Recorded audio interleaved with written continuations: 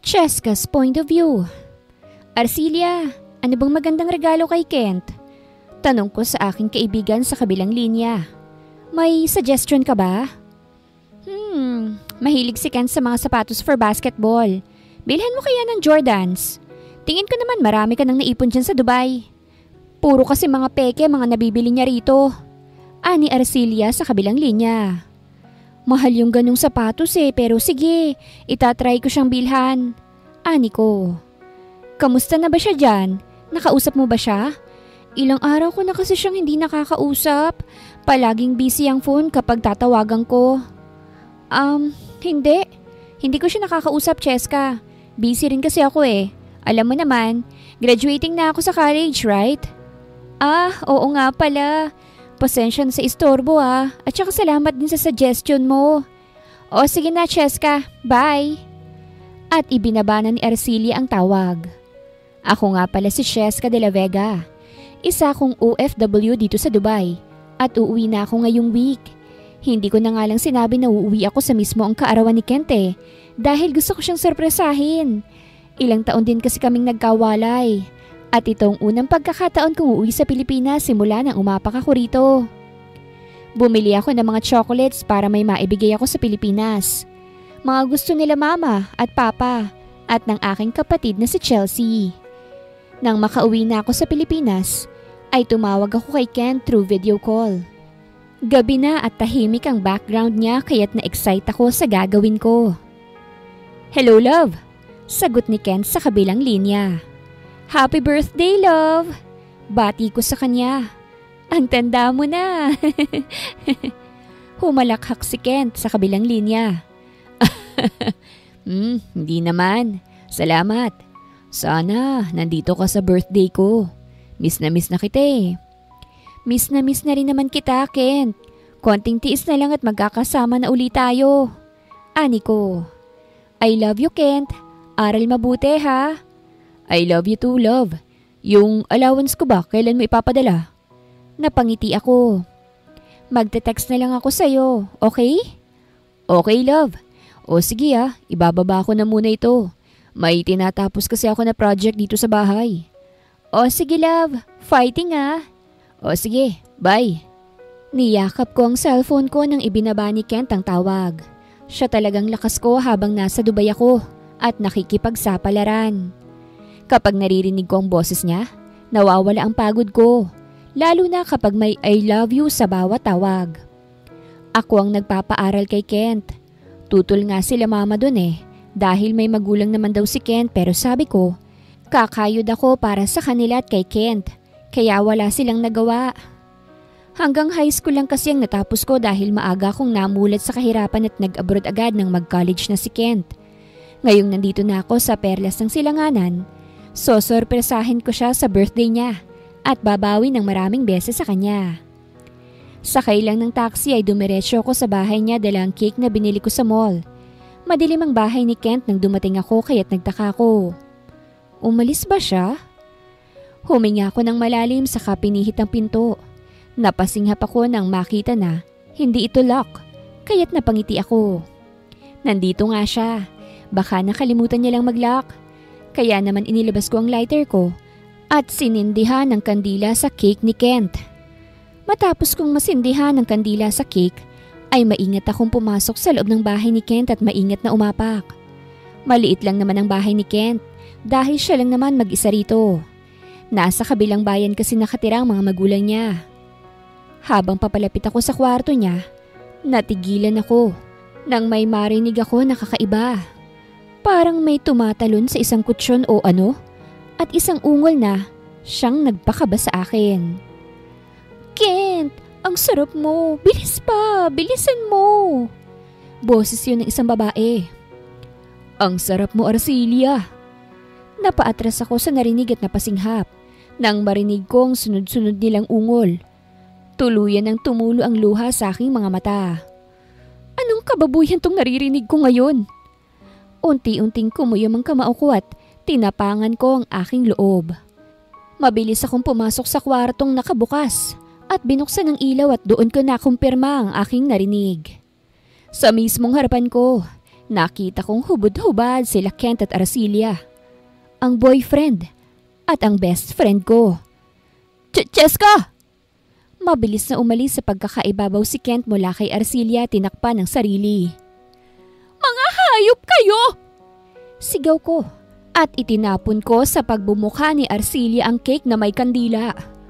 Hayop ka! Sinugod ko si Arcilia na hindi pa nakaka-recover sa pagtatapon ko ng cake sa kanyang muka at hinila ko ang kanyang buhok. Cheska! Ani Kent at sinubukan pa akong ilayo kay Arcilia ngunit nabulag ako sa aking emosyon. Sinampal ko lang siya sa mukha at nagpatuloy sa aking galit. Mga hayop kayo! Hayop kang babae ka! Pinagkatiwalaan pa kita! Mga hayop! Sigaw ko at malakas na hinila si Arcilia palabas ng kwarto at palabas ng bahay na hubot-hubad. Tama na, Cheska! Tama na! Tama na, please! Iyak ni Arcilia. Lumabas sa mga kapitbahay ni Kent at nagulat sila sa kanilang nasaksihan. Binitawan ko si Arcilia na ngayon ay niyakap ng sarili dahil hubot-hubad siya. Agad siyang dinaluhan ni Kent at hinakpan ng kumot. Natawa lang ako. Wow, Kent! Tumulong muli ang mga luha sa aking mga mata. Grabe ah! Ito na ba yun? Hindi mo naman kailangang hilahin ng ganun si Arcilia, Cheska. Kaibigan mo siya. Wala akong kaibigan na ahas. Pagputol ko sa kanya. Umuwi ako rito para sana sorpresahin ka sa kaarawan mo. Umuwi ako rito dahil hindi ko na matiis ang Dubai dahil miss na kita. Pero ano tong madadatnan ko? Ang boyfriend ko at ang best friend ko. Putik na yan. Best friend ko pa talaga. Sinubukang lumapit sa akin ni Ken pero umatras ako at umiling sa kanya. Huwag kang lumapit sa akin. Ani ko. Nakakadiri ka, Ken. Nakakadiri kayo. Mga traidor kayo. Iyak lang ang tanging narinig ko kay Arcilia habang nakayakap sa kumot. Parang ako pang masama sa kalagayang ito. Cheska. Umiyak din ng walang hiya. Ba't siya umiiyak? Dahil nahuli ko siya? Nahuli ko siya sa kalandian nilang dalawa ni Arcilia. Kailan pa to, Kent, ha? Kailan pa? Umiiyak kong tanong. Kailan niyo pa ako nawalang hiya ng best friend ko? Hindi sumagot si Kent at yumuko lamang. Sagutin niyo ako! Kailan pa ito, ha? Kailan niyo pa ako niloloko? Sagutin niyo ako! Sigaw ko. Mukha na akong baliw dahil ako lang ang sumisigaw. Ako lang ang umiiyak ng todo dahil ako lang naman ang nasasaktan. Sila? Umiiyak sila ngayon dahil nahuli ko sila at nabiti ng kanilang masarap na hapunan. Kailan pa to? Umaming kayo. Kailan pa? Tanong kong muli at halos mapaluhod na sa lupa dahil sa panghihina ng aking mga tuhod. Sagutin niyo ako. 2 taon na. Sagot ni Kent. Pero wala kaming relasyon ni Arcilia, Cheska. Lumapit si Kent sa akin. Sa kama lang kami may relasyon. Sinampal ko siya sa pisngi kaya't natigilan siya sa pagsasalita. Walang hiya ka! Iyak ko. Walang hiya ka, Kent. Wala kang kwenta. Iyak ko sa harapan niya at pinagsusuntok ko ang kanyang dibdib. Ang laki-laki ng tiwala ko sa'yo. Akala ko hindi ka katulad ng ibang lalaki. Pero pinatunayan mo ngayon na parehas ka lang nila. Na isa ka sa kanila, Kent. Dapat sinabi mo na noon pa na ang kaibigan ko palang gusto mo. Nang hindi na sana ako magsasayang pa ng oras sa'yo. Cheska. Magsama kayong dalawa. Mga traidor. Mga walang kwenta. Sigaw ko saka ako tumakbo palayo sa kanila. Cheska! Sinubukan akong habulin ni Kent ngunit tinawag siya ni Arcilia na iyak ng iyak. At kung papipiliin siya sa aming dalawa, alam ko natalo ako dahil mas matagal niyang nakasama si Arcilia. Hindi ako umuwi sa bahay. Ako lang yata ang OFW na hindi nagpaalam na umuwi at hindi rin umuwi. Nandito ako ngayon sa isang bridge. Sobrang lamig at nililipad ang aking mahabang buhok. Blanko ang aking isipan na tulala sa kawalan. Yung luha ko tuyong-tuyo na rin at wala na yatang ilalabas pa. Hindi ko na kaya itong nararamdaman ko. Ang bigat-bigat na. Grabe. Akala ko si Kent nang para sa akin dahil sobrang seryoso ko sa kanya. To the point na halos isakripisyo ko ng lahat para sa kanya. Ngayong niloko niya ako. Hindi ko alam kung may mukha pa ba akong ihaharap sa pamilya ko. Na minsan ko na ring tinalikuran dahil sa pagmamahal ko kay Kent. Ngayong sinampal ako ng karma, wala na yata akong lakas upang mabuhay pa. Grabing pag-ibig. Ganito ba talaga kasakit? Parang namatayan na wala naman. Dobleng sakit dahil tinraidor ako ng tanging kaibigan ko. Saan ako nito? Uuwi pa kaya ako? O tatalo na labang sa bridge na ito para matapos ng lahat? Yun ang nasa isip ko habang nakapikit. Ang tapusin ng lahat ng sakit. Red's point of view. Sir Red, nasan ka po? Hinihintay ka ni Miss Kayla. Ani sa akin ang aking sekretary na si Julius. Sabihin mo na umuwi na ako. Wika ko habang nagdadrive. Maulan kaya't medyo traffic. Hala sir, baka magalit yun sir. Nangako ka pa naman ng date sa kanya tapos hindi mo na naman pala susiputin. Problemadong sabi ng sekretary ko. Hindi ako nangako sa kanya, si mama ang nangako sa kanya. Masakit ang ulo ko Julius, kaya't ikaw nang bahala riyan. Ani ko. Pero sir, bye. Ibinaba ko ng tawag saka inilagay sa dashboard ang aking phone. I want to go home because I want to rest. Daming trabaho these past few days at kailangan na kailangan kong magpahinga. Kasalukuyan akong nagdadrive patungo sa condo unit ko pero medyo traffic. Kaya't medyo mabagal ang usad ko. Nang madaanan ng sasakyan ko ang isang bridge ay natigilan ako nang makitang isang babaeng nakatayo roon. Umawang ang labi ko't biglang kinabahan. What is she doing? Nakaspread pang kanyang mga kamay. May plano ba siyang tumalon? Hininto ko ang aking sasakyan sa gilid at saka lumabas dalang payong. Akmang tatawagin ko sana ang babae kaso bumaba siya sa pinapatungan niya. At nang makita ko ang kanyang muka, wala itong kabuhay-buhay. Mugtong-mugtong mga mata at mukhang nawawalan na ng pag-asa sa buhay. Nang mapatingin siya sa akin ay natigilan ako. Mapakla siya ng umiti bago umikot ang mga mata niya't natumba. Mabuti at mabilis akong nakalapit sa kanya. Kaya hindi siya tuluyang bumagsak sa sahig. Dinala kong walang malay na babae sa aking kondo. At doon, nagpatulong ako sa babaeng kapitbahay ko na bihisan siya. At ako naman ang naglagay ng towel sa kanyang noo. Nilalagnat ang babae at halatang halata sa kanyang mukhang pagod at sakit. Bakit ka umiiyak?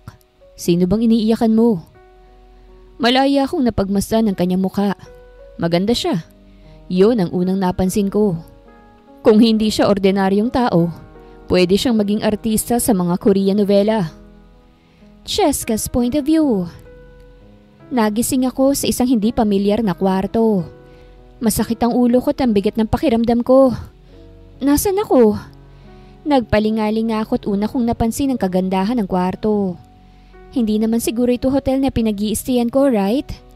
Bumukas ang pinto ng kwarto at iniluwa roon ng isang gwapong lalaki na nakaroba lamang. Biglang naglakbay ang aking isipan sa nakita.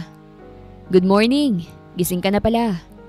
Mabilis akong bumangon paupo at niyakap ang aking sarili. Sino ka?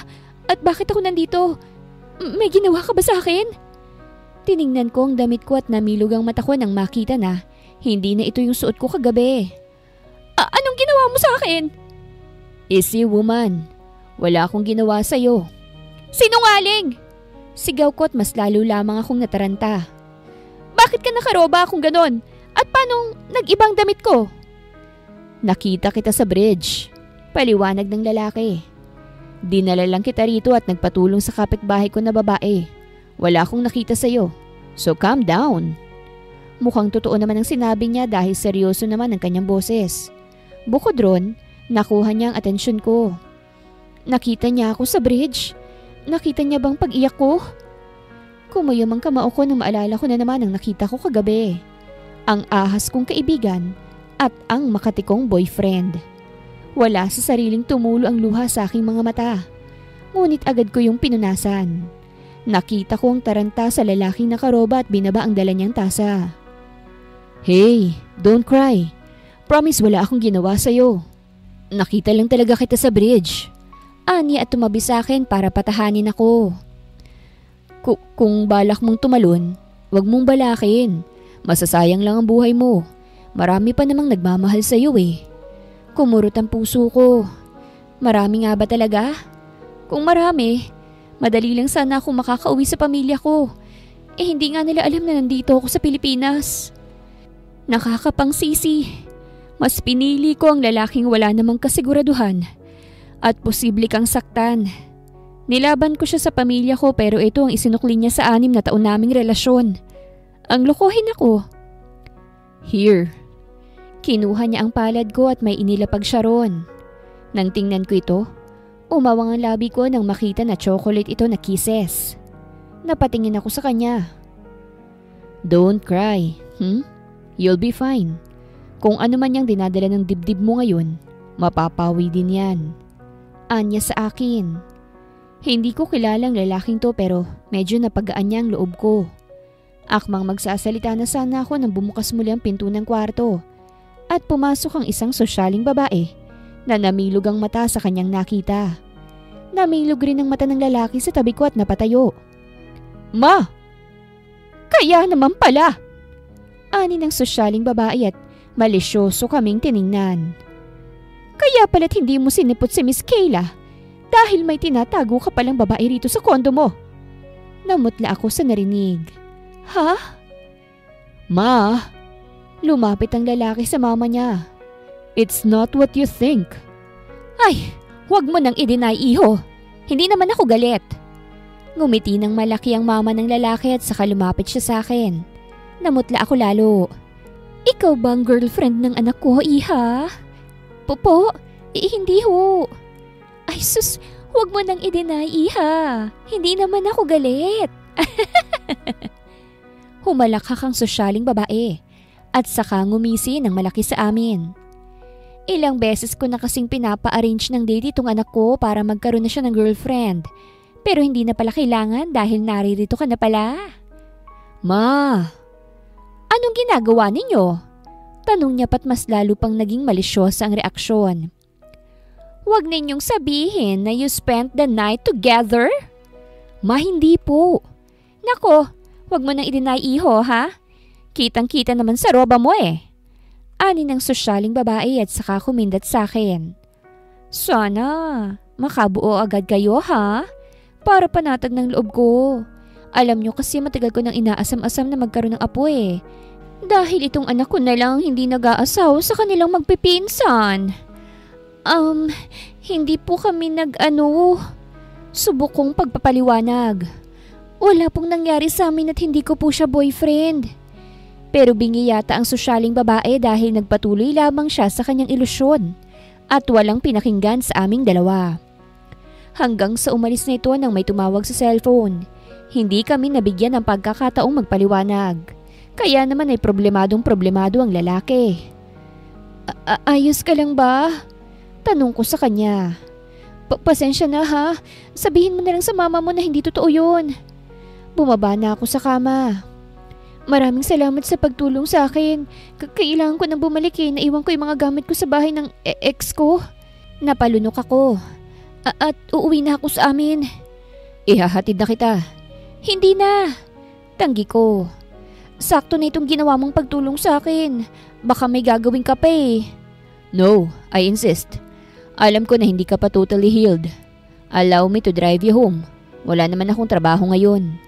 Wika ng lalaki saka lumabas sa kwarto. Wala akong magawa kung hindi ang pumayag sa gusto niya.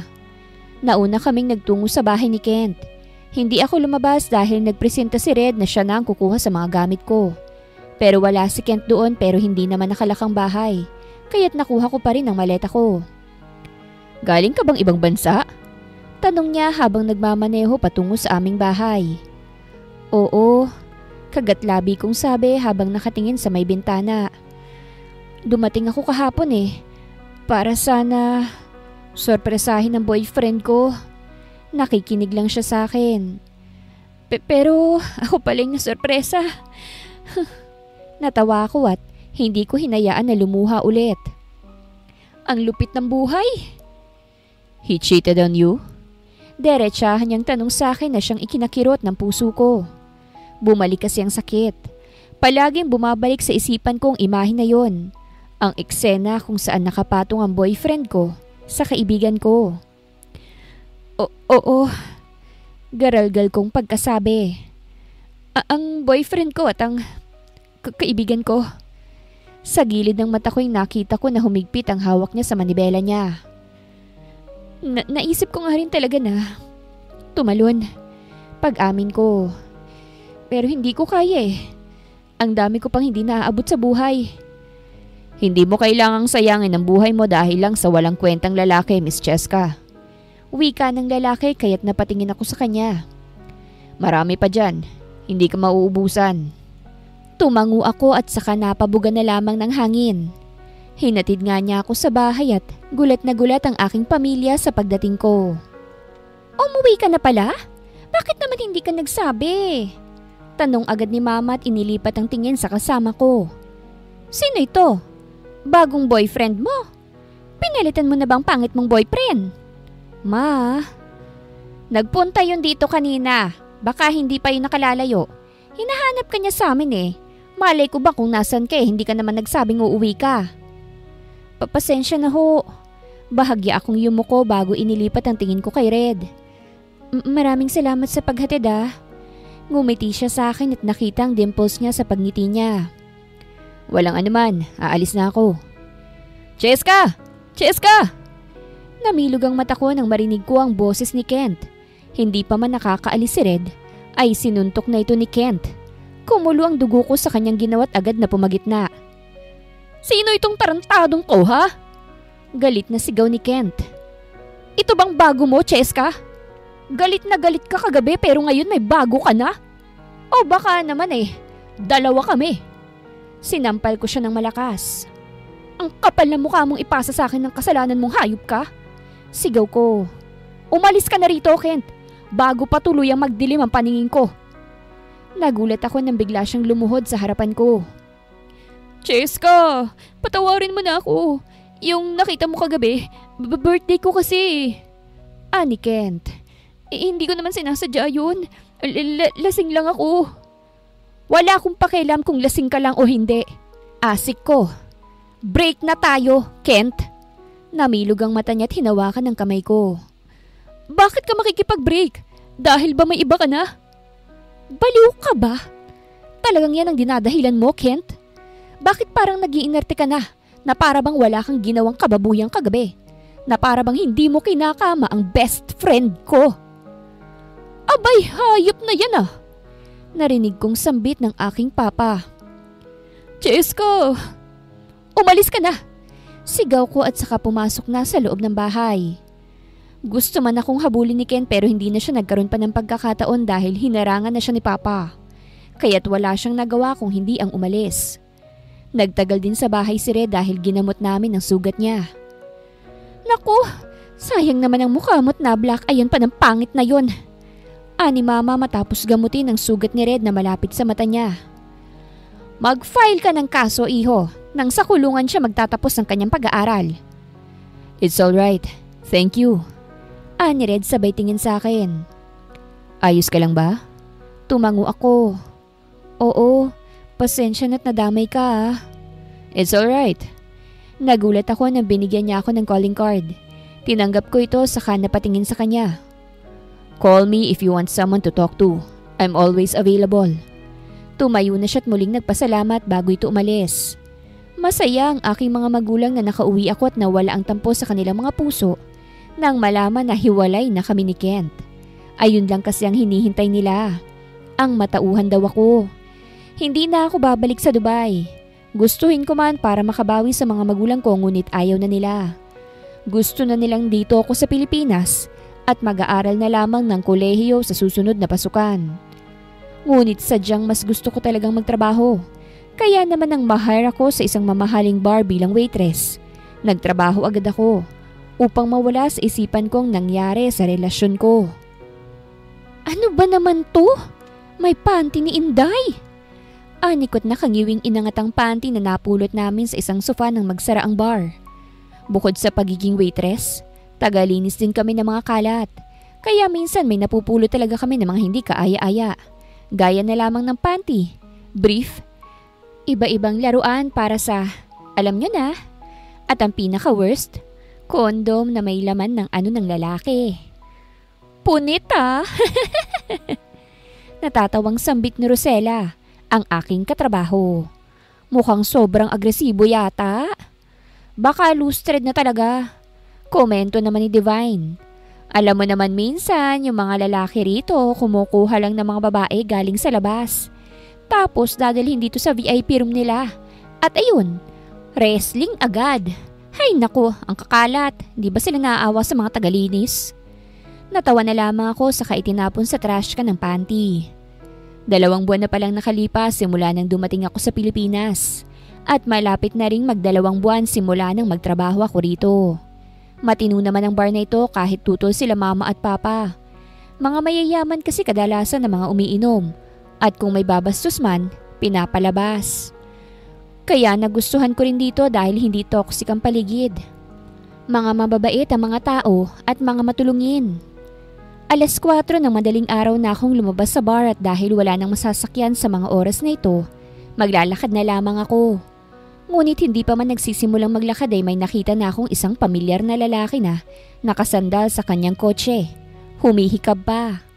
Nung una, hindi ko nakilalang mukha dahil nagbago ang gupit. Pero nang magkatinginan kami, ay ngumiti siya at nakilala ko na siya. Red! Umayo siya ng tayo saka lumapit sa akin. Mabuti naman at nakilala mo pa ako. Anya sabay ngiti. Kamusta? Mukhang maayos ka na. Inayos ko ang buhok ko saka tumango. Oo, medyo maayos na ako. Ikaw, anong ginagawa mo rito? Paano mo na lamang nandito ako? Nagtanong ako sa parents mo. Anya, galing ako ron kagabi kaso wala ka ron. Ganun ba? Pasensya na, panggabi kasi ang duty ko. Hanggang madaling araw kaya't hindi mo ako mahahagilap sa gabi. Bakit nga pala? Matagal bago siya nakasagot. I want to ask you a favor. Seryosong wika niya. Ano yun? Humakbang siya palapit sa akin at seryoso niya akong tiningnan. Pwede ba kitang maging girlfriend? Napasinghap ako't bumilis ang tibok ng puso ko sa kanyang tanong. Ha? Mama thinks that you're my girlfriend. Anya na. Problemadong problemado. Pinagyayabang niya pa ito sa buong angkan namin. And I wanted to see you. Bigla akong kinabahan sa sinabi niya. Pero hindi mo naman ako girlfriend. Awkward kong pagkasabi.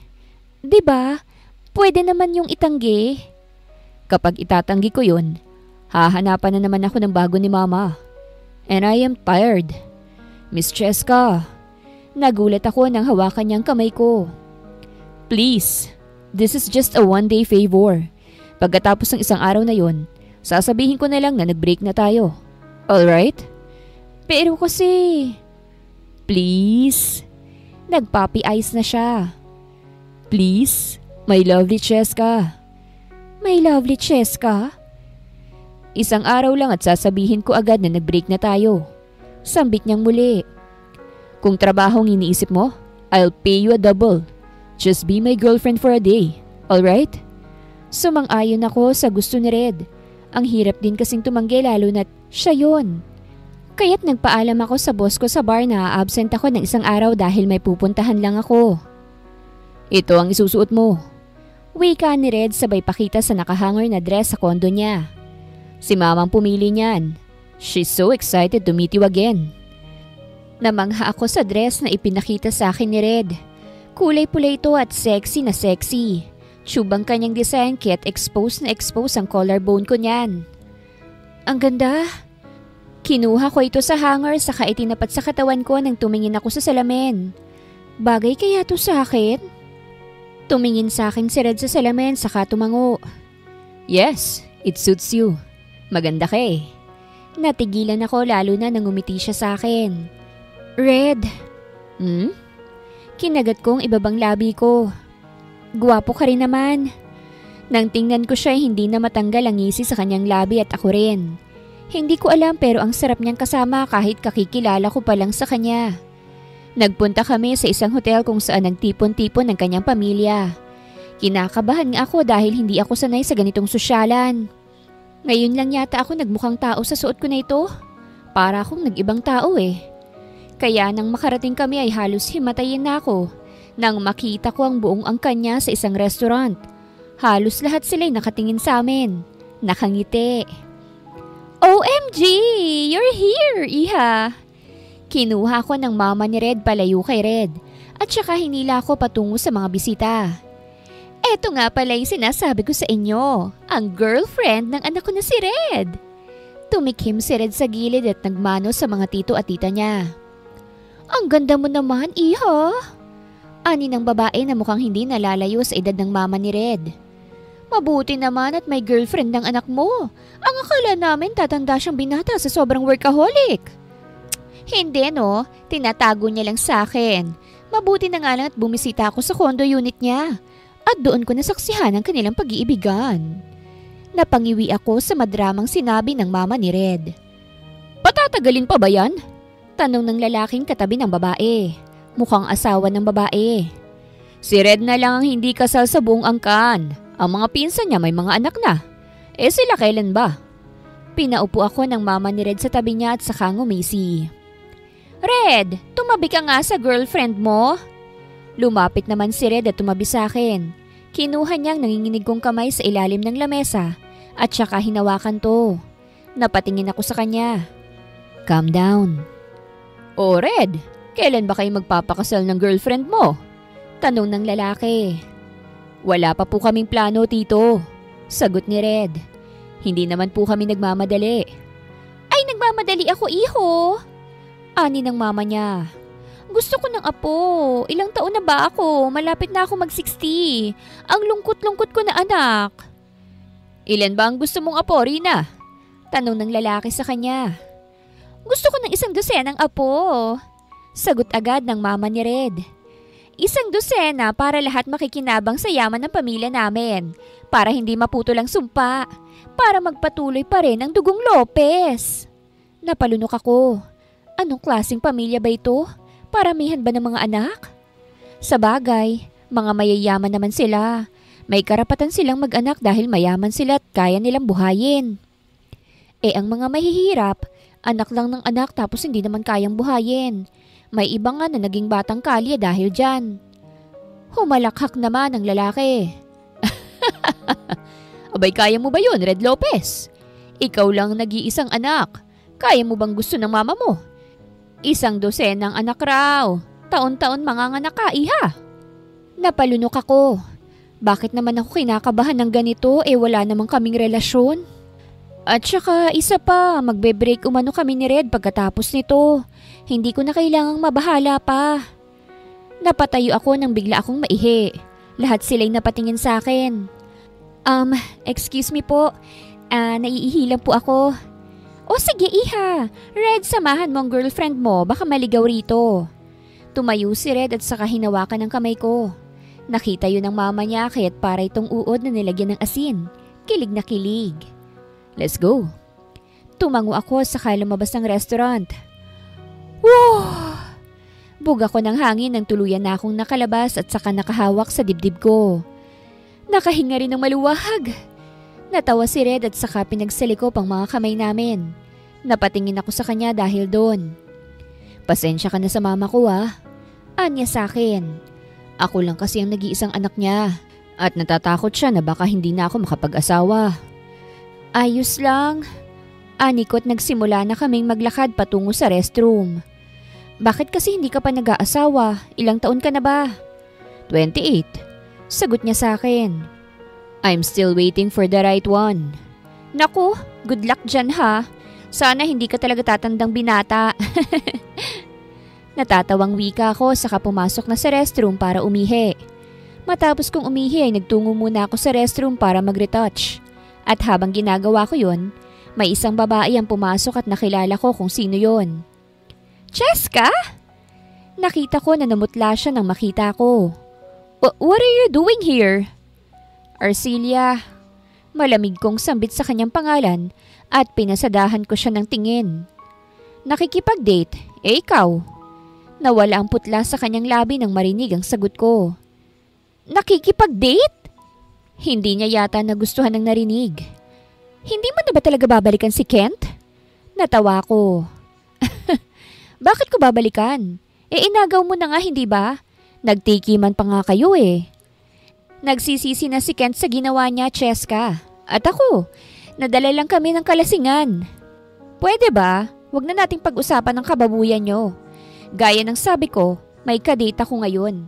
I am moving on, Arcilia. Kaya wala na akong pakialam kung anong gagawin nyo ni Kent. Aalis na sana ako ngunit hinawakan niya ang braso ko. Ano ba? Hindi. Hindi makakagraduate si Kent. Wika niya. O and so? Wala siyang pambayad sa tuition eh. Kaya hindi siya makakagraduate. Ikaw naman ang nagpapaaral sa kanya, hindi ba? Bakit hindi mo siya bigyan ng pera? O bakit hindi ikaw ang magbigay, Arcilia? Mukhang sarap naman kayo sa isa't isa eh. Ikaw ang magbigay, hindi ko naman siya anak para ibigay ko ang lahat ng pera ko para sa kanya. Hindi ko siya asawa at hindi ko na siya boyfriend. Iwinakli ko ang kamay niya at saka lumabas na sa restroom. Paglabas ko, nakita ko agad si Red na naghihintay. Agad ko siyang nilapitan at hinawakan sa braso. What's wrong? Tanong niya. Bumalik na tayo? Saad ko't hihilahin ko na sana siya nang makita ko naman si Kent. Gosh! Bakit siya nandito? Nag-date ba sila ni Arcilia? Cheska! Napasinghap ako't hindi alam ang gagawin. Bakit ba sa lahat ng pagkakataon ngayon pa? Ang kapal ng mga mukha nila. Cheska! Nilingon ko si Red at nakita ko na umigting ang panga niya habang nakitang papalapit si Kent sa amin. Hinawakan ko ang baba ni Red kaya't nagulat siyang napatingin sa akin. Favor lang. Ani ko. Halos desperada na. What is it? Tumingkayad ako para maabot ko siya at hinalikan ko siya sa labi. At pumikit.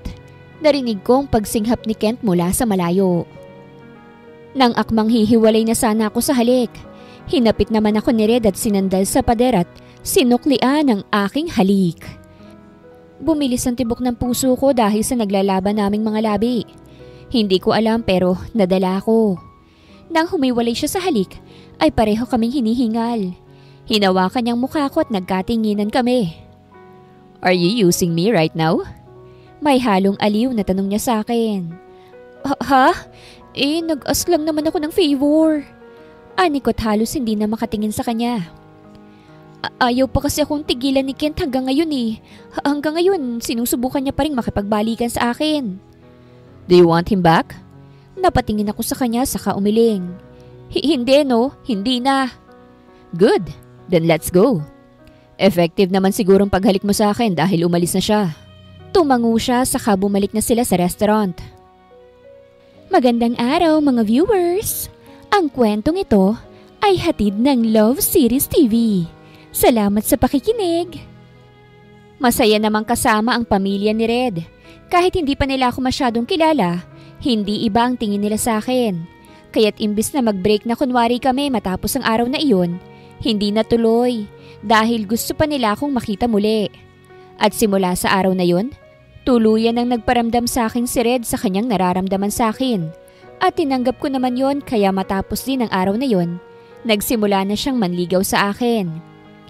Red's point of view. Anak, dalhin mo naman si Cheska sa party bukas. Birthday ng pinsan mo eh. Saad ni mama sa akin nang umuwi ako sa bahay. Yes ma, pupunta nga ako sa kanila ngayon eh. Ani ko habang inaayos ang sarili ko sa harapan ng salamin. Ngumiti si mama sa akin. Grabe anak, ito talagang gusto kong makita sa iyo eh. Nakangiti at in love na in love. Hay salamat, hindi mo na ako tinatakot. Salamat din ma, hindi ka katulad noon sa mga palabas na matapobreng magulang. Ani ko. Nahihiya nga si Cheska minsan dahil hindi raw siya katulad natin. Baka daw mag-ibang tingin ninyo sa kanya. Ano ka ba naman? Wala naman sa estado ng buhay ang pagmamahalan. Sino ba naman ako para pigilan ka anak? Kahit sino pa yan, basta lang mahal mo at kaligayahan mo, hindi ako kailanman tututol. Basta, bigyan mo lang ako ng apo ha? Natawa na lamang ako sa kanya. 3 buwan na palang nakalipas simula nang ma-invite si Cheska sa isang salo-salo. Sa araw ding yun, nagsimula rin akong manligaw sa kanya. Isang buwan din ang tinagal bago niya ako sinagot. At ngayon, 2 buwan na kaming magkasintahan. Hindi naman mahirap magustuhan si Cheska. Siya ang pasok na pasok sa mga tipo ko. Mabait at family-oriented. Isa lang ang pinangako ko sa kanya. Iyon ay ang hindi gagawin ang ginawa ng ex niya sa kanya. Para sa'yo, ani ko. Habang inilahad ko ang bulaklak ng rosas kay Cheska nang makarating ako sa bahay niya. Kita ko ang pamumula ng kanyang pisngi kaya't mas lalo lamang akong napangiti. Salamat, pasok ka. Ani't sabay kaming pumasok sa loob. Welcome na welcome ako sa pamilya niya. Lalo na ang mama niya na kapag pumupunta ako, nilulutuan ako ng specialty nila. I didn't expect na ganito ang magiging pakikitungo nila sa akin. Akala ko nga mahihirapan pa ako dahil mukhang nakakatakot ang papa ni Cheska. At maldita naman ang itsura ng mama niya. Isasama kita sa party bukas ha. Wika ko kay Cheska nang kami na lamang dalawa sa sala nila.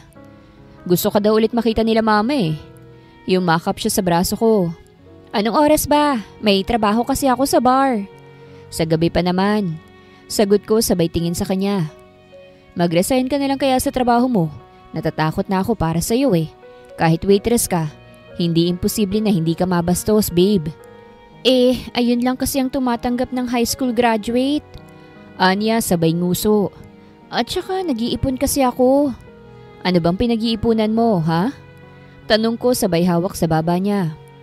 Sa akin ka na lang kaya magtrabaho. Magre-retire na ang sekretary ko. Magandang trabaho. Makakasama mo pa ako palagi. Baka naman hindi lang trabaho ang gagawin natin doon. Anya, at saka mahina niya akong tinampal sa braso. Kilala pa naman kita. Natawa ko. Oh, bakit? Ano bang gagawin natin doon bukod sa magtrabaho? Hindi siya sumagot kaya't inilapit ko ang mukha ko sa kanya. Sagutin mo ako, Cheska. Ano bang gagawin natin doon bukod sa magtrabaho? Bumaba ang tingin ko sa kanyang mapupulang labi. Kanina ko pa yung tinitingnan. Ang sarap halikan. Dinilaan ko ang ibabang labi ko at unti-unting inilapit ang aking labi ng, "Hay naku!" Naitulak ako ni Cheska at napaayos sa sarili nang marinig namin ang boses ng kanyang mama. Bigla akong nahiya at nakagat ang labi, lalo na nang makita ko na natigilan siya. Aba! Nakapamewang pa siya. May plano ba kayong gumawa ng milagro?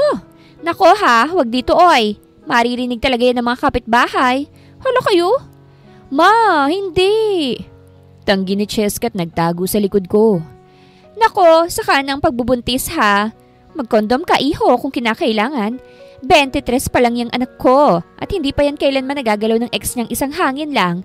Lilipad na ang katawan. Ani mama niya. Ikaw naman 28 na, matured na mag-isip. Yung anak ko, kahit ganyan yan, isip bata pa yan. Kaya't ingatan mo ha. Kasal muna bago buntis. I understand po. Ani ko sa mama niya. Pero wala po kaming ginagawa. Pero gagawa pa lang. Ani mama. Mga kabataan talaga mapupusok. Hay nako, makaalis na nga. Nang makaalis na ang mama niya ay umalis na si Cheska mula sa likod ko at hindi na umimik. Siguro hiyang-hiya siya kaya't niyakap ko na lang siya saka hinalikan sa noo. The next day, naghanda na ako para sa birthday ng aking pinsan na si Donald. Sa hotel gaganapin ang kanyang birthday kaya mga formal na suot ang gagamitin. Nandito ako ngayon sa powder room ng mga lalaki.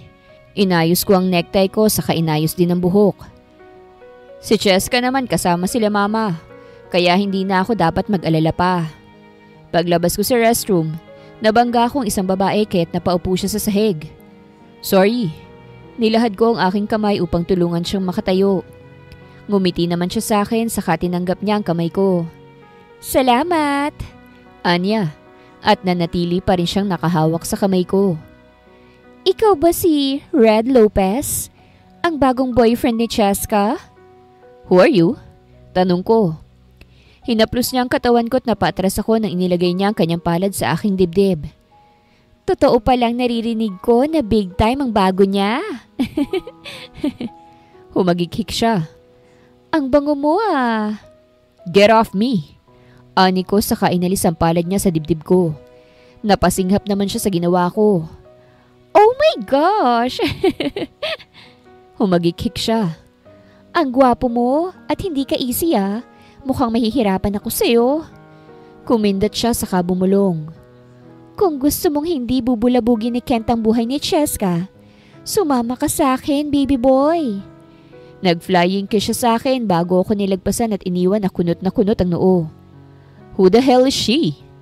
Napailing na lamang ako saka bumalik na sa event kung saan naghihintay na ang girlfriend ko. Cheska's point of view. Kinantahan namin ng happy birthday ang pinsan ni Red. Nasa tabi ko lamang siya habang hapit-hapit ang bewang ko. Ibang-iba talagang birthday ng mga mayayaman. Sosyal na sosyal. At kung sino lang ang invited, sila lang talaga. Pati ang mga pagkain, mga sosyali na kahit ako na hindi naman mayaman, nahihiya sa kakainin dahil ang mga pagkain mas mahal pa sa suot ko. Did you enjoy the party? Tanong sa akin ni Red habang yakap niya ako mula sa likuran. Nasa hardin kami ngayon. Nagpapahangin at katatapos lang ng party. Oo, marami akong natikman na masarap. Lalo na yung chocolate fountain. Ang sarap noon. Pagkukwento ko. Ibinaon niya ang kanyang mukha sa aking leeg kaya't medyo nakiliti ako. Salamat, Red ah. Pasasalamat ko. Ngayon ko lang naranasan ng mga ganito. Ang alin? Ang party? Umiling ako. Hindi. Humawak ako sa braso niyang nakayakap sa akin. Yung ganito, ang sweet-sweet mo sa akin na kailanman ay hindi ko naranasan kay Kent. Siguro dahil mga bata pa kami noon pero first time ko sa lahat ng ito, Red. Pinaharap niya ako sa kanya at inilagay ko ang kamay ko sa likod ng kanyang leeg. You are my first girlfriend. Wika niya sa akin. At hindi na ako maghahanap pa ng iba, Cheska. Kaya itong chance na ibinigay mo sa akin, hindi ko sasayangin yun. I'll make sure that you will end up with me. No matter what. Pinagtagpo niya ang aming mga noo at akmang hahalikan na sana ako nang biglang tumunog ang phone niya. Tumikhim ako at bahagyang nahiya. Sagutin mo muna. Ngumuso ako. Sinagot ni Red ang tawag. Yes, Donald? Now? Alright. Okay, I'll go. Wait, okay? Ibinaba ni Red ang tawag at saka ako tiningnan. Babalik lang ako sa loob saglit. May sasabihin sa Donald eh. Personal daw. Let's go? Maghihintay na lang ako sa iyo rito. Magpapahangin lang ako saglit. Are you sure? Malamig dito sa labas. Niyakap ko ang sarili ko. Ayos lang naman, wala namang lamok eh. Hindi na siya nagsalita ngunit hinubad niya ang kanyang coat at saka inilagay sa akin. Ayan, para hindi na malamig. Babalik ako agad ha? Saglit lang to. Tumango ako at pumikit na lang nang halikan niya ako sa labi. Nang bumalik na sa hotel si Red, habang ako ay naupo sa bench, tumingala ako upang makita mga bituin sa langit. Ngayon lang ako nakaramdam ng kaginhawahan. Ngayon lang ako nakaramdam ng assurance sa mga yakap at halik pa lang ni Red. Idagdag pa ang pamilya niya na tanggap ako. Kahit hindi ako katulad nila na may kaya sa buhay at may narating. Cheska. Binaling ko ang tingin ko sa tumawag sa pangalan ko at napatayo ako nang makita ko ang isang tao na hindi ko inaasahan. Kent? Nandito ka rin pala. Tama nga sa Ercilia. Nandito ka. Anong ginagawa mo rito? Tanong ko. Pinasadahan niya ako ng tingin at kita ko ang mangha sa kanyang mga mata. Ibang-iba ka na. Wika niya. Para ka ng mayaman. Ang sexy mo at mas lalong gumanda. Bakit ka ba nandito? Kinabahan ako. Malibang bisitahin kong ex ko? Tanong niya. Ilang buwan din kitang hindi nakita tapos ngayon ibang-iba ka na. Ganun yan siguro kapag big time ang boyfriend mo, no? Kung wala ka nang sasabihin sa akin na alis na ako, ayokong magsayang ng oras sa isang katulad mo. Aalis na sana ako sa hardin nang mahawakan niya ang braso ko na siyang nagpatigil sa akin. Ano ba? Singhal ko sa kanya. Bitawan mo nga ako. Hindi ko pa rin tanggap na wala ka na sa akin. Ilang taon na akong naghintay na makauwi ka. Yun lang naman ang nakita mo eh. Pero inamin mo na 2 taon yun na akong niloloko. Pwede ba? Naka-move on na ako sa'yo. Humigpit ang hawak niya sa braso ko kaya't nakaramdam ako ng takot. 6 na taon tayong magkarelasyon, Cheska. Hindi ko ba nasasayangan dun? Hindi. Ang pakikipaghiwalay sa'yo ay siyang pinakamagandang desisyong nagawa ko sa buhay ko. Kent, bitawan mo na ako. Pero napatili na lamang ako nang bigla niyang hinapit ang aking bewang palapit sa kanya at sapilitan akong hinalikan sa labi. Napasinghap ako sa ginawa niya at sinubukan siyang itulak. Pero mas idiniin niya ang kanyang sarili sa akin. "What's the meaning of this?" Nanghina si Kent sa narinig niya kaya't naitulak ko siya at pinunasan ng labi gamit ang kamay. Nang binalingan kong nagsalita, namilog ang mata ko nang makita ko si Tita Rina. Tita! Namutla ako. "Niloloko mo ba ang anak ko, iha?" Tanong ni Tita Rina at kita ko ang galit sa kanyang mga mata. "Don't you deny it! I saw it!" Umiling ako. "Tita, hindi ko niloloko si Red." "Girlfriend ko siya, ma'am." Pagsabat naman ni Kent. 6 na taon na kami. "Kent, tama na please. Bakit mo ba to ginagawa?" Hinarap ko ulit si Tita. "Tita, I swear, hindi ko niloloko si Red. Hiwalay na po kami ni Kent at ang nakita mo pinuwersa niya ako." "Ayaw ko pa naman sa lahat ay ang niloloko ang nag-iisang anak ko, iha." Malamig na sambit ni Tita. "Suportado kong anak ko. I liked and accepted you because you are my son's happiness. Ayaw ko siyang mag-isa sa buhay kapag nawala ako sa buhay niya. I accepted you kahit sobrang layo mo sa estado namin. Pero ano itong ipinakita mo sa akin ngayon?" Umiling ako at sinubukan kong lumapit sa kanya.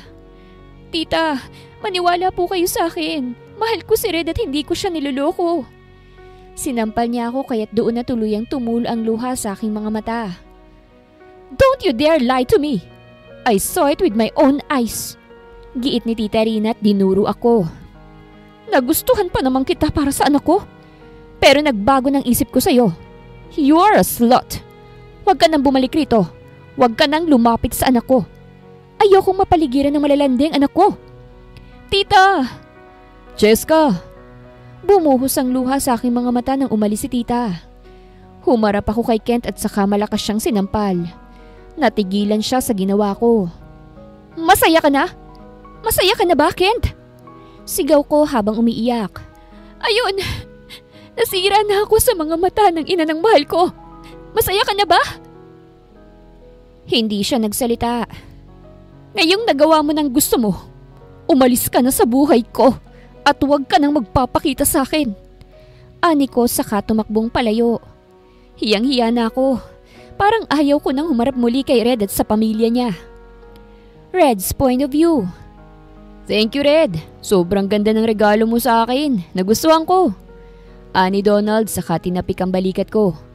"O sige na, mauna na kami. Naantok na ang asawa ko eh. Nasa sasakyan na. Hinihintay na ako eh." "Sige Donald, salamat din." Tiningnan kong relo ko at halos 20 minutes ang tinagal sa usapan namin ni Donald. Napahaba kasing usapan namin kaya't hindi ko namalayan ng oras. "Excuse me?" Kumunot ang noo ko nang makita kong muli ang babae. Ngayon nakilala ko na siya. "Are you trying to seduce me?" Agad kong tanong. Tumawang babae saka inubos ang red wine niya. "Why are you here anyways? You're not invited." "Oo nga eh, sayang. Dapat nga magpasalamat si Cheska sa akin dahil kung hindi niya kami nahuli ni Kent, hindi niya mararanasan ang ganitong klase ng buhay." Humagikik siya. "Nandito pala si Kent. Sigurado ako na gandang-ganda na yun kay Cheska." Umigting ang pangako sa narinig at hinawakan ang braso niya nang sinubukan niya akong hawakan. Humigpit ang hawak ko kaya't kita kong bahagya siyang namutla. "Aray!" "What do you want? Hindi ka ba nahiya? You betrayed your friend. And now you're trying to seduce me na hindi naman gumagana?" Umigting ang pangako. "Gusto mo bang ipakulong ko kayo?" "Bitawan mo ko, please!" "Anong gagawin ng tarantadong yun sa girlfriend ko, ha?" Madilim kong tanong. "Gustong makipagbalikan ni Ken kay Cheska." Pag-amin niya't nagpupumiglas siya sa hawak ko. "Kaya plano kong landiin ka para magkabalikan na sila." Binitawan ko siya kaya't napasinghap siya. Inayos ko ang necktie ko saka lalabas na sana ako sa hotel nang makasalubong ko si Mama. Galit na galit ang kanyang mukha. "Ma, what's wrong?" "Mabuti naman at andito ka na. Hiwalayan mo na ang girlfriend mo." Anya na siyang ikinagulat ko. "She is a cheater. I saw her with a man. They kissed. You deserve better, anak. Huwag kang mag-alala. Hahanapan kita ng mas nababagay sa'yo. Umawang ang labi ko. Did you do something to her? Well, hindi ko napigilan ang emosyon ko. Anya. I slapped her and I said hurtful words. That's what she get for cheating on you, son. She's not cheating on me. Giit ko't bumilis ang tibok ng puso ko sa kaba. Ano sinabi mo sa kanya? Anak, why are you defending her? Hindi mo nakita pero nakita ko. You don't know anything, ma. Sana lang hindi mo sa kanya sinabing hiwalayan ako. Namutla si mama sa sinabi ko. Anak! Sir? Sir Red! Nakita ko ang pagtakbo ng aking sekretary na si Julius patungo sa akin. Pati ang ibang tao sa hotel sa entrance ay napatingin na sa amin. Julius, what's wrong? Kunot noong tanong ko. Sir! Pinagpapawisan niyang sabi. Si Ma'am Cheska ho. Namutla ako. Why? Ano nangyari sa kanya? Nabangga ng sasakyan si Ma'am Cheska, sir. Saglit na tumigil ang mundo ko sa aking narinig. Marami pang sinabi si Julius ngunit hindi ko na yun pinakinggan. Tumakbo na ako palabas at nakita ko na ang kararating lang na ambulansya sa isang kalsada. At doon, nakita ko ang duguan at walang malay na si Cheska. Nanghina ako sa aking nakita. Hindi kalayuan sa akin ay nakatulala na si Kent. Pati siya'y nagulat sa nakita. Anong ginawa niya? Tumakbo ko patungo sa girlfriend ko at maraming dugo ang kumalat sa sahig. Oh my gosh! Reaksyon ni mama. Sinubukan kong lumapit kay Cheska ngunit pinagbawalan ako dahil ang mga nurse at doktor lang ang pwede. Kinuha na siya at inilagay sa ambulansya. At ang nakasagasa, todo piglas habang nakaposas. Wala akong kasalanan, sir. Bigla lang siyang tumawid eh. Hindi ko kasalanan yun, sir. Sigaw ng lalaking nakasagasa. Sir! Anak! Napahawak sa braso ko si mama. Bumalik ang tingin ko kay Kent at nang magkatinginan kami, kita ko ang takot sa mukha niya. Lumapit ako at narinig ko ang pagtawag ni mama sa pangalan ko. What did you do to my girlfriend? Galit kong tanong sabay kwelyo sa kanya. Ha? Tell me. Hinabol mo ba siya, ha? Where's your freaking shame, you piece of shit? Hinawakan niyang kamay kong nakakwelyo sa kanya. Hindi ko naman sinasadya eh. Sinubukan ko lang siyang habulin pero hindi ko akalain na mangyayari yun. Tumulo ang luha sa kanyang mga mata. Mahal ko si Cheska. Huli ka na. She's mine now. At hindi mo na dapat ginugulo ang buhay ng babaeng niloko mo. At itinula ko na siya. Anak! Leave me alone, ma. Pagputol ko sa kanya, tumulo na ang luha sa mga mata ko. Kailangan ako ng girlfriend ko ngayon. I need to go. Dali-dali akong sumakay sa kotse ko at mabilis na nag-drive patungo sa ospital kung saan dinala si Cheska. Marami ang dugong nawala sa kanya at wala rin siyang malay. Marami kami ang nagtulong-tulong upang makahanap ng dugo. Kasama na rin ang mama ko na siyang guilty na guilty sa pangyayari. Pero wala nang oras para magsisihan. Lahat ay hindi inaasahan ang nangyari. Kaya't ang magagawa na lamang namin is to save her. Red, maraming salamat talaga. Iyak na pasasalamat ng mama ni Cheska sa akin. Kung hindi dahil sa iyo, hindi namin alam kung saan kami kukuha ng dugo. Napakabuti mo sa anak namin. Iyon ang sinabi niya sa akin matapos i-anunsyo ng doktor na maayos na ang kalagayan ni Cheska. Halos lumuhod sa harapan ko ang mama niya pero pinigilan ko siya. Mahal na mahal ko pong anak niyo. Wika ko. Kaya't gagawin ko talagang lahat para lang po mailigtas siya. Napahagulgol na ang mama ni Cheska at saka yumakap na sa akin. Napapikit na rin ako at dinama ang kanyang yakap. Ma! Gising na po si ate! Maligayang sambit ng kapatid na babae ni Cheska na si Chelsea. Kitang-kita ko ang saya sa kanyang mukha nang i-anunsyo niya yon. Kumala sa yakap si tita at mabilis na pumasok sa kwarto. Napangiti na lamang ako nang marinig ko ang kanilang iyakan sa loob. Nakahinga ko ng maluwag. Damn Cheska, tinakot mo ko. Anak! Napatingin ako kay mama. Ma, umayos ako sa aking pagtayo. Bumaba ang tingin ko sa kanyang dala. Basket ito na may mga lamang prutas. Gising na ba siya? Tanong niya at kinagat ang ibabang labi. Gusto ko sana itong ibigay eh. Peace offering. I felt guilty, anak. I'm so sorry. Nag-conclude kagad ako. Tinapik ko ang balikat ni Mama.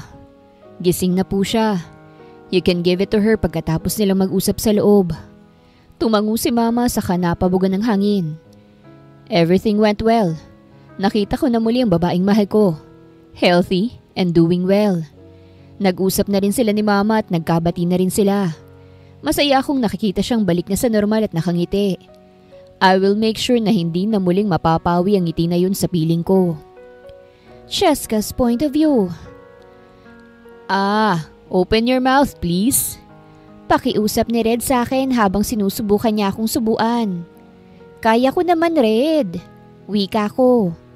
Ako na. Aagawin ko sana ang hawak niyang kutsara ngunit inilayo niya ito sa akin at saka ninakawan ako ng halik sa labi.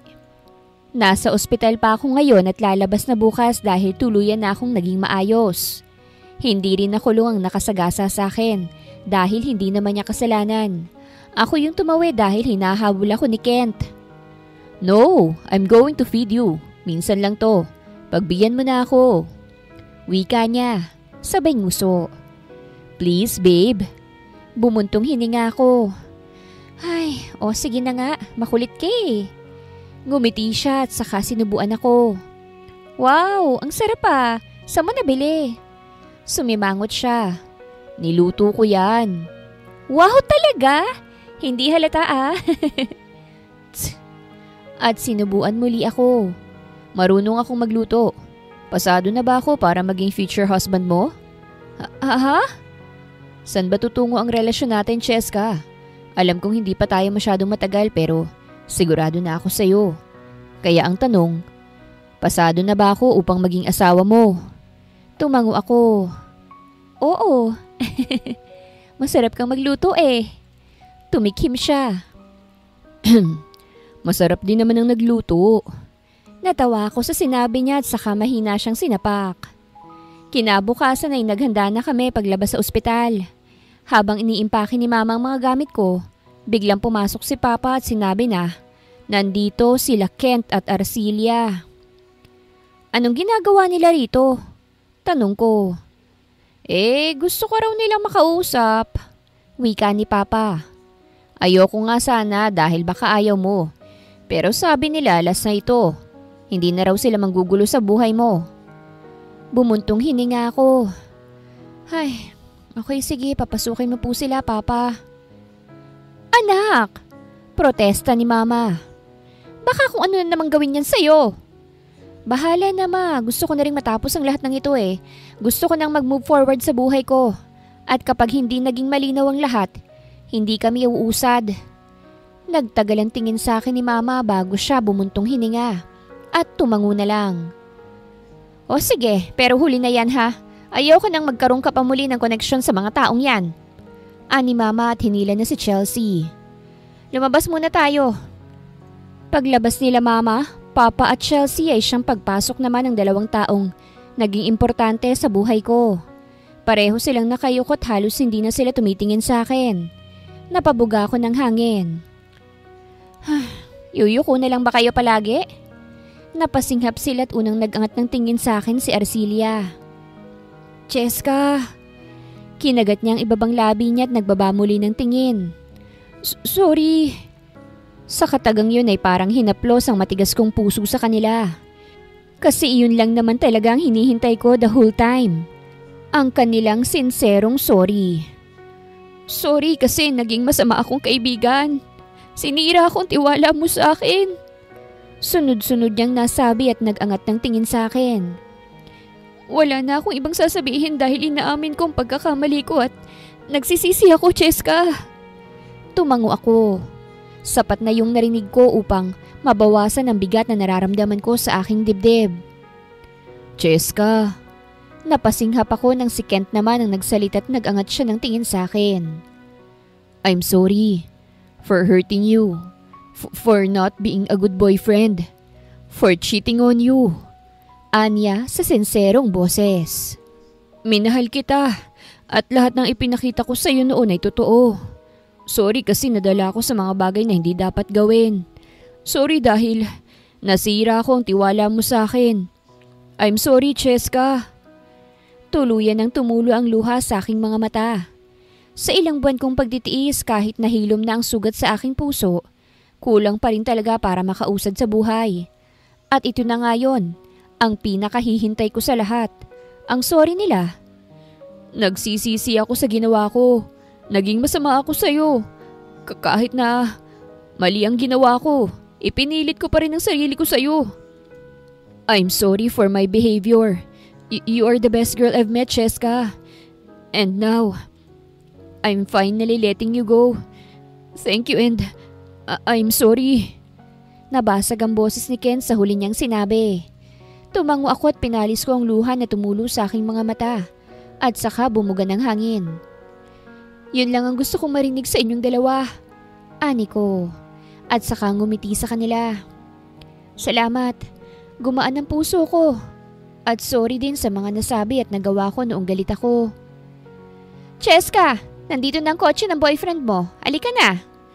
Bago nangyari ang lahat ng yon, kayo ang pinakamalapit sa puso ko bukod sa pamilya ko. Anak! Opo ma! Sagot ko at tumingin muli sa kanila.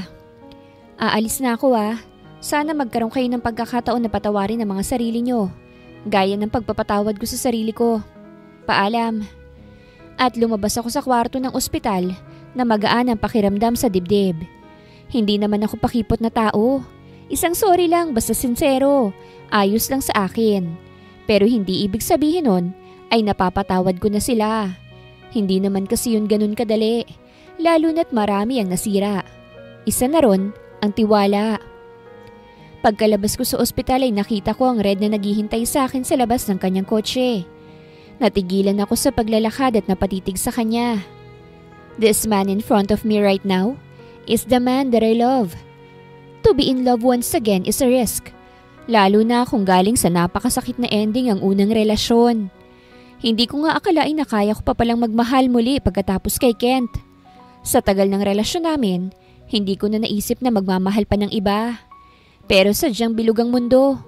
Kahit gaano pa katagal ang relasyon, may mangyayari pa talaga. At iyon nga, dumating si Red Lopez sa buhay ko. Para siyang pinadala ng tadhana sa akin. Parang regalo siya mula sa sakit. Parang pinaranas muna sa akin kung paanong masaktan sa pag-ibig bago ibigay sa akin ang tunay na pag-ibig. Red! Tawag ko sa kanya at tumakbo palapit sa kanya. Nang makalapit ay agad ko siyang niyakap at saka hinalikan sa labi. Ngumiti naman siya sa akin. Masaya akong makita kang masaya, Cheska. Maayos na bang pakiramdam mo? Tanong niya sabay hapit sa bewang ko. Oo, maayos ang pakiramdam ko, babe. Sabi ko. May hinanda ako sa bahay niyo mga niluluto ko. Kinarir mo na yata ang pagiging cook mo Pasado na ba sa pagiging asawa mo? Tanong niya sa akin. Pasadong pasado, babe. Binuksan niya na ang passenger seat at saka tiningnan ako. Let's go. Marami ang naghihintay sa pagdating mo. Tumango ako at saka pumasok na sa loob ng kanyang kotse. Lumipas ang ilang buwan. Mas lalo lamang naging malalim ang aming pag-iibigan. Mas lalo lamang itong naging matibay kahit may konting pagsubok na dumating sa buhay. Marami akong natutunan sa relasyon na ito na hindi sa lahat ng bagay nasa iyo nakasentro ang atensyon.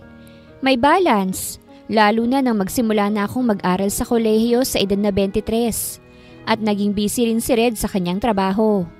Pero kahit busy kami, hindi pa rin nawawala ang pag-iibigan at tiwala sa isa't isa. Kaya naman ay umabot ng ilang taon ang relasyon namin. Dahil mas pinili naming magtulungan upang hindi masira ang isa't isa. Gaya ng sabi ng karamihan, romantic relationship is consist of two people who love each other. Kung isa lang ang sumubok na i-work, hindi na yun relasyon. Kaya naman sa mismong Valentine's Day ng aming school sa kolehiyo, bigla na lamang nawindang ang lahat.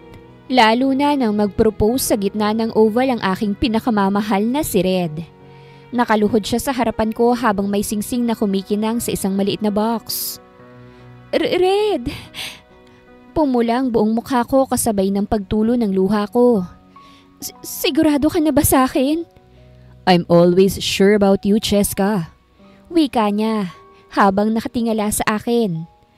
I am sure about you. Ikaw ang gusto kong maging ina ng dosenang apo ni Mama. Natawa naman ako sa sinabi niya at narinig ko ang tilian ng mga estudyanteng nakapalibot sa amin. Grabe naman, bakit dito pa? Pulang-pula ang mukha ko. Dahil gusto kong malaman nila na akin ka na. 3rd year college ka na. 1 taon na lang at gagraduate ka na. But I can't wait any longer, Cheska. I want everyone to know that you're mine. So, will you marry me? Oo na yan! Oo na yan! Chant ng mga estudyante. Pinalis ko ang luha sa aking mata saka inilahad sa kanya ang kaliwang kamay ko. Sino ba ako para humindi sa'yo, Red? Tanong ko. Oo, pakakasalan kita. Pakakasalan kita, Red Lopez. Matapos kong sabihin yon, ay tumayo si Red mula sa pagkakaluhod at niyakap ako. Kasabay ng pagyakap niya sa akin ay yung paghulog ng petals galing sa ibabaw. May helicopter na dumaan at inihuhulog ang mga iyon. Goodness, I can't believe it. Bumuga siya ng hangin at nakita kong nanginginig ang kanyang kamay. Habang isinusuot sa dali nang maisuot na niya sa akin ng singsing ay hinawakan niyang mukha ko at pinagtagpo ang mga noo namin. I love you so much. Ulit niya.